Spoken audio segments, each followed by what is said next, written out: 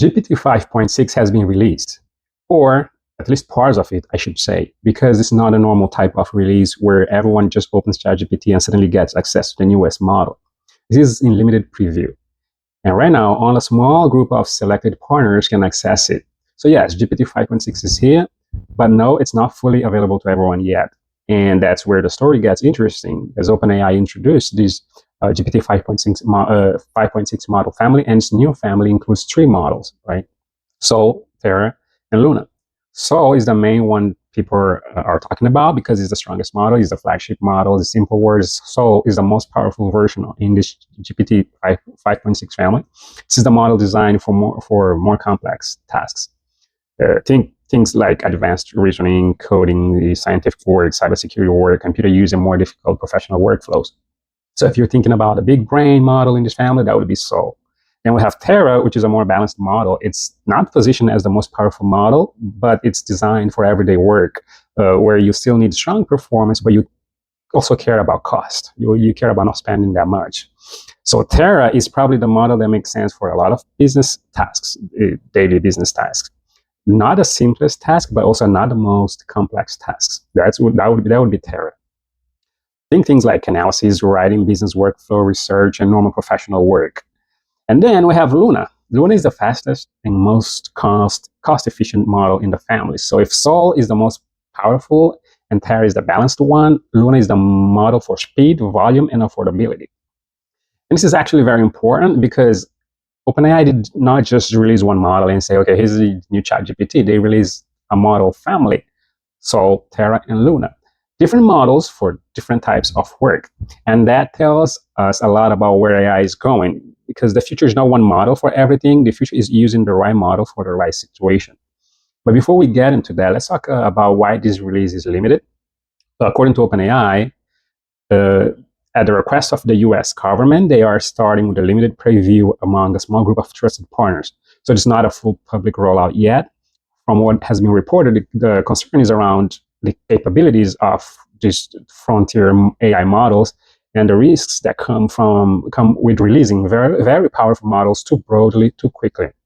And this is similar to what we have seen with Anthropic. If you remember Anthropic Fable 5 and Meta's model, they were also restricted because they are so powerful, they're so intelligent that bad actors could take advantage of that knowledge, of their intelligence, to do bad things for example, bioweapons or cybersecurity attacks and things like that. So essentially, the government is paying much closer attention to these advanced models, especially when they are strong in these areas like cybersecurity, software engineering, biological, and agentic tasks.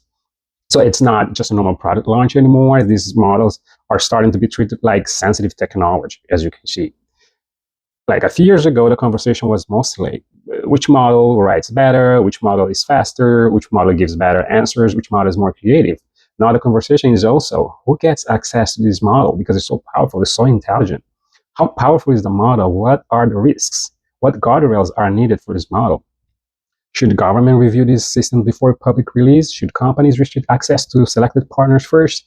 This is a very different conversation now, as you can see. As the models they get stronger, there's more need for some type of regulation because of the knowledge available, the information available, made available by these models.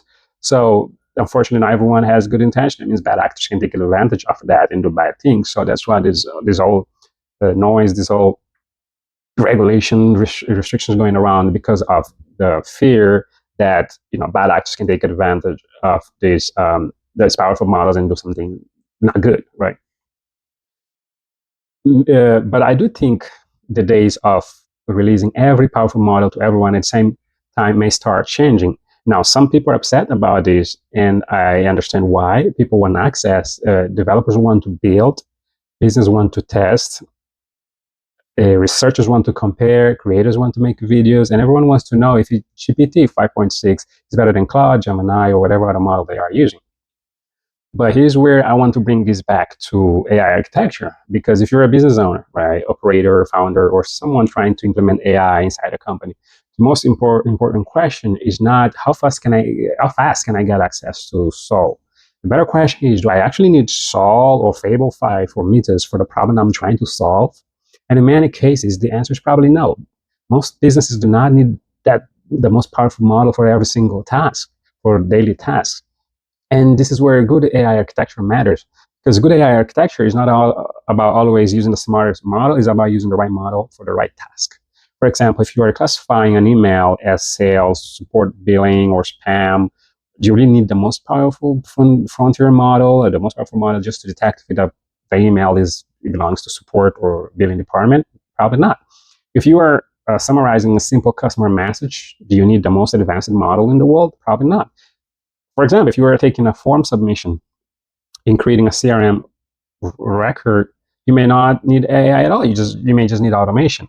But if you are asking the AI to read a long technical document, understand context, compare multiple options, reason through a complex situation, or make a recommendation, then a stronger model may make sense.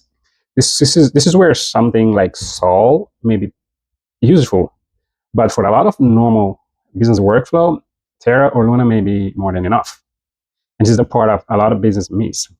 They hear new model and immediately think we need that. Oh, the cloud launched a new model. Oh, we got to install. We got to use the model. But probably do not need it, because the current model they have is doing the job. So why you need to change the stronger and more expensive model? So, but then they want to change the new model, but they don't have defined the workflow. They don't know exactly what problem the AI can solve.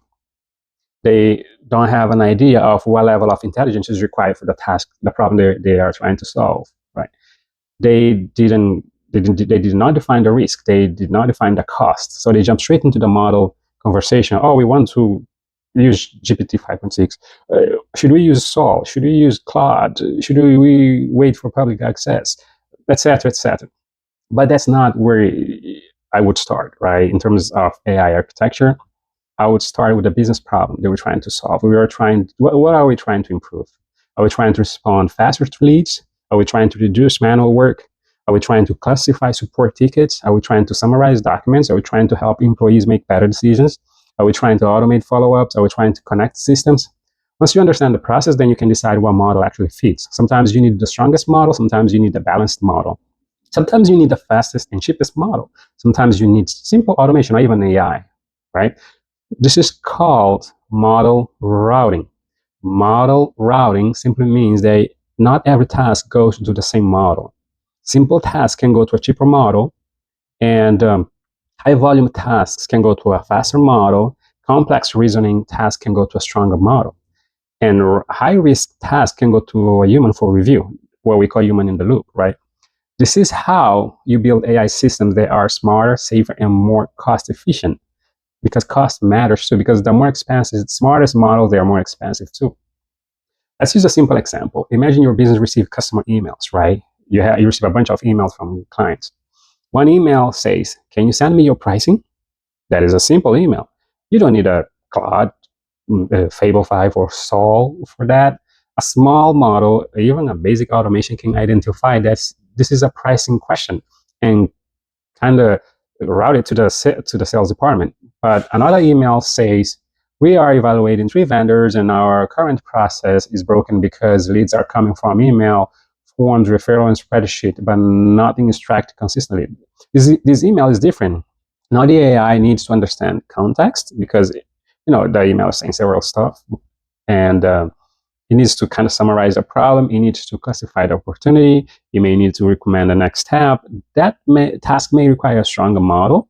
So in good AI architecture, those two emails should not necessarily be handled the same way. The first email is simple, right? It's just asking the pricing, right? And the second one, it's saying a bunch of things. We are evaluating 3 vendors, and our current process is broken. We have leads coming from emails, referrals. So it's a bunch of information in that email that AI needs to interpret. So you need a little bit smarter model. But here's the thing: you can send both emails, a simple and the most complex email, to the same model.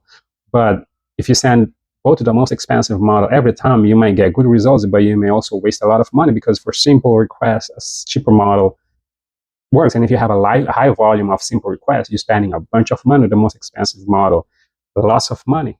You can really accumulate lots of money. And if you want to have an idea of how much you can spend, you can watch the video about how a company spent $500 million in 1 month in AI usage.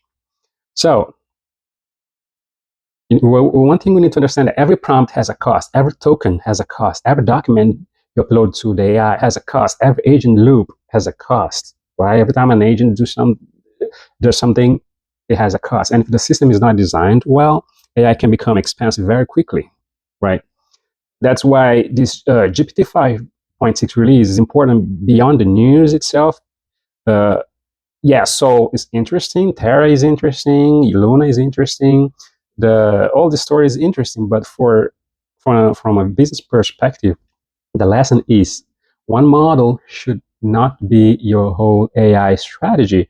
Your AI strategy should be built around the work you're trying to improve. The model is just part of the system. Architecture is what determines whether AI creates business value. So when people panic because GPT 5.6 is restricted or cloud is restricted or only available to selected partners right now, you know, you shouldn't be panicked, right? Because you have different models, you have implemented a good architecture. Because most businesses are not stuck because they do not have access to the strongest model. They are stuck because the processes are unclear. The systems are disconnected. The data is messy. Their workflows are manual, and they do not have a clear plan for where AI actually fits. That's a real problem, right? So yes, ChatGPT, GPT 5.6 has been released, but to a group of selected partners only. But the question is not which model is smartest. The better question is which one fits the job, which one can solve the problem that we're trying to solve with the lowest cost possible. Because good AI implementation is not about chasing every new model, it's about designing the right system, using the right model for the right task at the right cost with the right guardrails. That's how AI becomes useful inside a real business. So next time you see a new model released, do not just ask, is this the best model? Ask, where would this actually fit inside of my workflow? Do I even need that? That's where the real value is, not in the model alone, but in how the model is used inside the system. So that's a wrap for today. Hopefully this was useful. Again, this is what we do here. We talk about what we talk about here in the AI Operations Journal. It's all about architecture and real business implementation. No hype, just practical conversations about how AI actually fits inside real business. If this was helpful, make sure you like, subscribe, and I'll see you in the next video.